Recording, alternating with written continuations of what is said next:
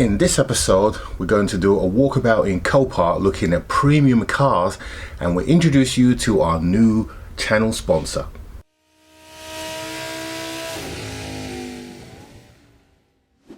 Hey everyone, and welcome to today's episode of the vlog.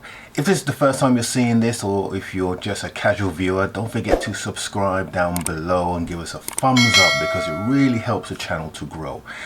And as we alluded to in the intro there, today is going to be an interesting video because not only are we going to reveal to you at the end of this video our new channel sponsor, we also need to resolve a little dilemma that I have. You see, it all revolves around this car here. Let me explain. So every single day of the week I drive 44.5 miles to work each day. I get to my desk and look at my flashing keyboard, and I go about and I do my work for the day. I then get in my car and then drive 44.5 miles back home from work. I do this for 5 days a week. So that car though is on a Audi PCP and I have an 18,000 miles a year policy. So let's do the maths. So in the year 2019, there are 258 working days in the year. If I take away my holiday, which is 23 days, that means, and I also do about 12 days of traveling, and I also will spend 15 days of the year working from home. That leaves me with 209 days where I travel to work in my car. Now times that by 89 means that I do 21,601 miles a year in my vehicle. Plus I do about 4,000 miles of my own mileage. So times that by 89 means I do around 18,601 miles a year just traveling back and forth to work.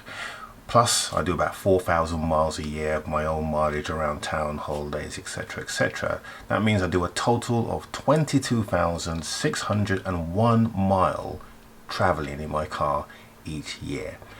Yeah, and there lies the problem. So of the 22,601 miles that I do, 4,601 miles is over my mileage limit. Now what does that mean in principle? It means that if I trade my car in November, it means that my car will lose any equity, or the equity that it has, because it's over the mileage allowance. So to fix that, I would have to find alternative transport to get to work for 51 days for the rest of this year. That's not a practical way to conduct or to have a car. Now, this car here is my other car. It's actually my wife's car, but I own that, pay for that, and I own that. So there's no finance on that.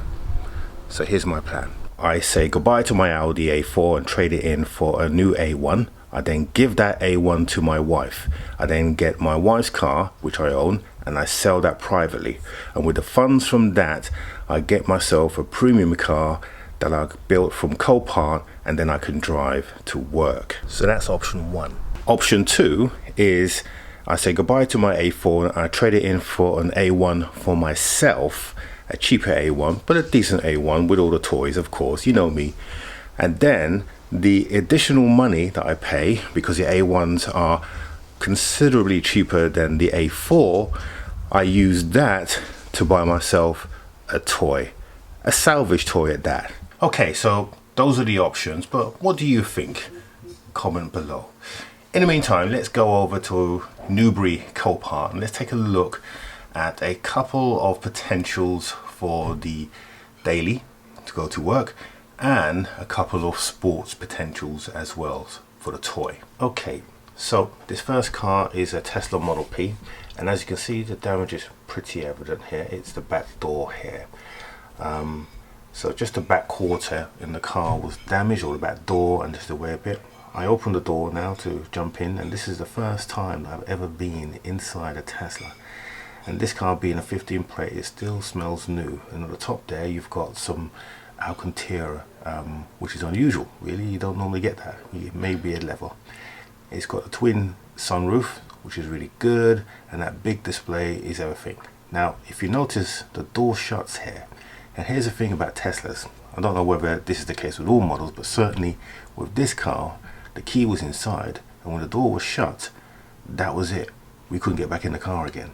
So you see me here coming and trying, and no amount of pressure sitting would get this door open. That door was shut solid, and that was with the key inside. So I did mention it to the guy who was with me. He was giving me a tour, and I tried the back door, as you can see, but that was it. So we weren't going to be able to get into this car. So going back and looking at the damage again, you can see there that it's, yeah, that door's not opening, Paul, so don't even bother. But the damage on the back is really quite superficial. It's just this door here and that rear arch that needs to be pulled and then realigned. Notice the trim though. It's got like carbon fiber on the back there. It's a really high quality car.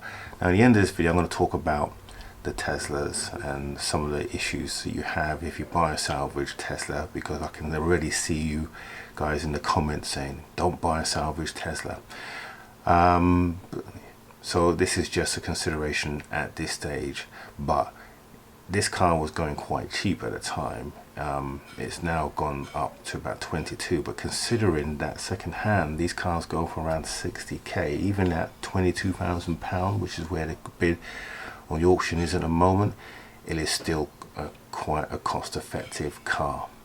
So and the spec on the car was really good actually, in terms of what it had. Yeah, that door's still going to open, Paul, no matter how much you try. So there's a thing, don't leave your key inside the Tesla unless you have a second key. But all in all, with this damage, that was all that was wrong with this vehicle. Now looking at the second Tesla here, notice that someone obviously caught on and left the key on the outside. Now this one has slightly more damage, but again, it's a door and the front door. There's a key hanging on the outside there, so we can get into this one. I'm going to jump in to this Tesla, into the driving seat, and we're going to take a look at the dashboard. Now, it's got this kind of veneer speck, as you'll see inside on the trim. I'm not too much of a fan of that, but hey, that's how Americans roll.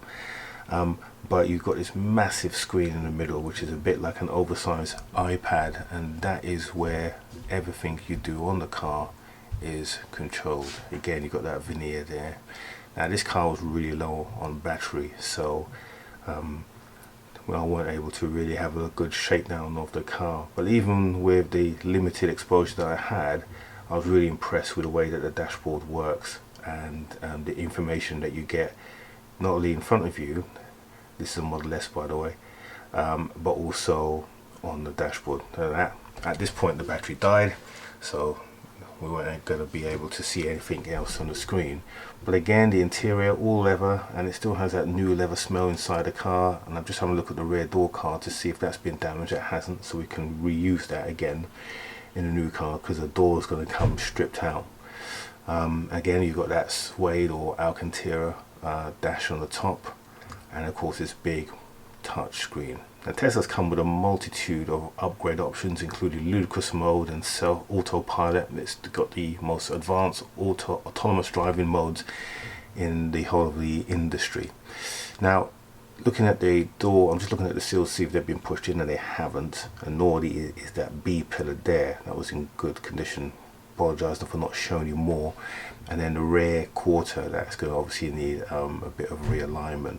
But that was about it. Now importantly, no airbags have been deployed on the Tesla, and that's really important because Tesla, it's very difficult to get parts for these cars, and you cannot get anything from Tesla. You can't get any support from Tesla. Tesla will prevent the car from being able to be used for supercharging as well, and they literally use a VIN number and they restrict everything on the car just to keep the product exclusive. What they don't want is people just being able to do the cars up themselves.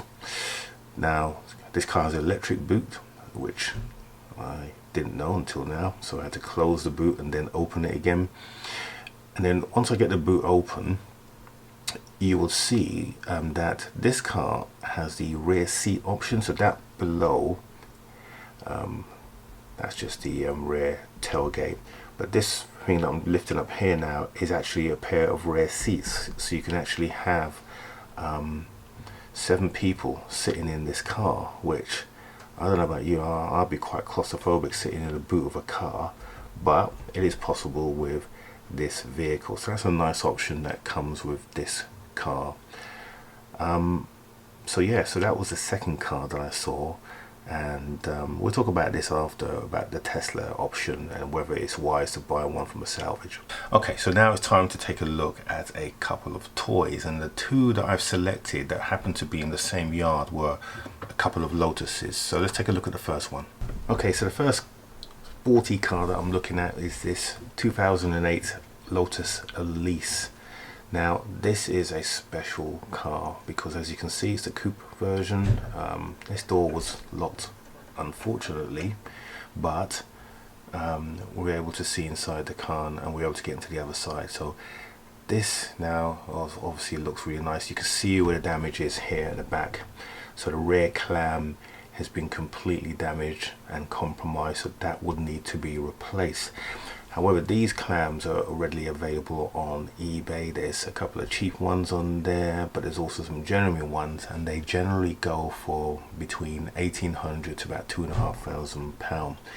So you literally have to take off the whole back, and I'm going to show you the lines here. So here is where it splits from two, so this whole area there comes off, and then once you take that whole area off, you replace it with your new one, paint up the car, and then that is it. The car is repaired. So I'm just looking inside here to see if there's any other damage. The interior on this car is really good. It's got this car has hardly been used. Now Lotus is a very basic inside. Don't expect the luxury that you get in a Ferrari, etc., or other sport brands, but that's what the car is all about. It's all about pure brute racing, and as a result of that, these cars, they don't have V6s or 3-litre monsters. They have 1.8-litre engines, but the weight to engine to weight ratio on these vehicles are so light that they perform like a supercar, and with the mid-engine mount as well, it's a well-balanced vehicle. So other than the clam at the back, this car is actually in really good condition and is quite an easy fix. The tires on it are semi-race tires, so you're all ready to go for a track day. I did attempt to get in this car, and guess what? I couldn't fit. The last time I tried to get into a Lotus, I couldn't fit, and that's still the case with this one, which is a real shame. But in terms of getting it back on the road, this car would have been quite an easy repair, and it would have been a good one to go for. It's now sold, and I think it's sold for about £22,000 in the end, but book value it's about 35k, so whoever bought this really got an easy repair. Okay, so this next car is a Lotus Evora. It's a 2010, and at first when you look at this car, you think to yourself, how is this car even able to be put back on the road, because the destruction on it looks pretty bad. It's had airbags deployed all over the place. As you can see, windscreen is damaged, the front window is damaged. There's a lot of damage on this car, and yet this car is a Cat N. I'll show you the reason why it's a Cat N, but let's take a look at the car from behind. It's a quality car, really good design. The Evora is really a nice vehicle in terms of its stance. You've got a single exhaust pipe going through the middle there, and this particular model from the back is in perfect condition. It's got all this yellow on it. Not sure what happened, whether it went through a paint spreader or something, or whatever it hit. And there's lots of pieces inside the car, and both airbags have been deployed. But here's the thing, this here, we're going to take a look, and I'm going to show you in a second why this car is a Cat N. So I'm just looking at the undershielding there, and I'm going to lift the bonnet up, and this is what the assessors use to judge whether or not a vehicle is a car. And I've just looked at that tyre, because obviously that tyre was quite melted, so this car was really doing something aggressive when it was hit. Now this is the front box chassis, and it's perfectly aligned. There is no dents, it hasn't been crushed, there is not even a slight dent on it whatsoever. So everything that you see, although it looks really bad, it's just all body panels. And that's the reason why this car is a Cat N and not a Cat S as you would expect. Even the wheels haven't been touched. So it's literally the front clam that needs to be replaced. And then you've got yourself a really decent Evora that's ready to go on the road. And this is an S4 model as well. Okay, so those are the cars that I saw this week, and as you can see, they were, you know, a pretty good choice. So I'm going to keep you in touch with developments, because I don't plan to do my change until November/December. So lots of things happening. I think I'm going more towards a toy. I think that's going to be more beneficial, and let me tell you the reasons why. So Teslas, they don't come up very often in Copart, but when they do, they are priced quite keenly. Now, the issue with buying a salvage Tesla, as I said earlier, that Tesla restrict you what you can do. They don't like salvage cars. If you've seen Richie Build's videos and you see all the issues that he has with getting his Teslas back on the road, the same applies in the UK. And I've done a bit of research in terms of getting the parts. That's not a problem. You can get the parts on eBay, but getting anything from Tesla, or if you reach out to Tesla, you will get nothing. You won't be able to use supercharge, and they even restrict you from using the fast chargers on motorways. So they really don't want you to use the facility or their cars, or put salvage cars back on the road. And I suspect what they're trying to do is to protect the brand, to make it a high-class brand, but to stop you from even using the aftermarket chargers, because you can get the cable and use one of those rather than use the Tesla superchargers, is a little bit sad. So I would consider a Tesla, but only if it was really light damage and I was prepared to charge it for a number of hours, which I could do because we got the charging facilities at work, so I can leave it there for 8 hours and I know that it's going to get me back home, and I'm happy to sort of run that kind of a car. Because they are low maintenance in terms of fixing, because the thing with electric motors, they don't have any parts that wear other than your standard motoring components, but the motors themselves, because they're floating, they don't actually make any physical contact other than the brushes. Maintenance on them are very low, so they're very easy to maintain. Good. So, but I think I'm going to be leaning more to the toy, because I think that's going to really help us to reach our goal of that R8 sooner than probably looking at a high price Tesla, and probably then look at the A1 option. But tell me what you think in the comments below. Okay, so now it's time to talk about our new sponsor. Now, many of you have been asking me, hey Paul, why don't you show me your toolbox, or show us your toolbox, and so, you know, when we have downtime like we have now. And I've been resisting this because I've been having these ongoing talks with said sponsor, but now I'm happy to reveal that going forward in a not too distant future, that this channel will be sponsored by Tool Maniacs. So Tool Maniacs is your one-stop shop for all tools, whether it be for the automotive industry, DIY gardening, woodwork, or power tools, included toolboxes. Tool Maniacs are the place for you to go to get those tools. Now, in particular in this channel, we're going to be featuring the Sonic tool range of tools, and we're going to be really helping you to see this high quality tool brand, how it can benefit you. So the cars that we'll be fixing, we'll be using those tools to obviously work on those cars, and we'll be featuring the tools on a week-by-week basis. So be sure to go and check out toolmaniacs.co.uk and have a browse of their store, but also take a look at the Sonic range of tools. And it's something, if you may not have heard of, they are a really strong brand, and we're going to be really glad to be working with these guys so that we can be featuring them in our channel in the weeks to come. So I hope you enjoyed this week's episode, and if you do, don't forget to subscribe down here and give us a like and a thumbs up, because YouTube like that and it helps our channel to grow. Next week we'll be back on the Fiat 500, because at last finally I got the V5, which means we can go on a road test and do the final touches so we can get that car moved on, and I'll give you an update as to how we're getting on with the Fiesta. So guys, might drop a video during the week, depending on time, because time's a little bit tight at the moment. But I want to talk about something that I've discovered on the Copart website that might be of interest to you. But if we don't, then we'll talk about that next Monday. But even so, have a great week, guys, and we will see you next Monday.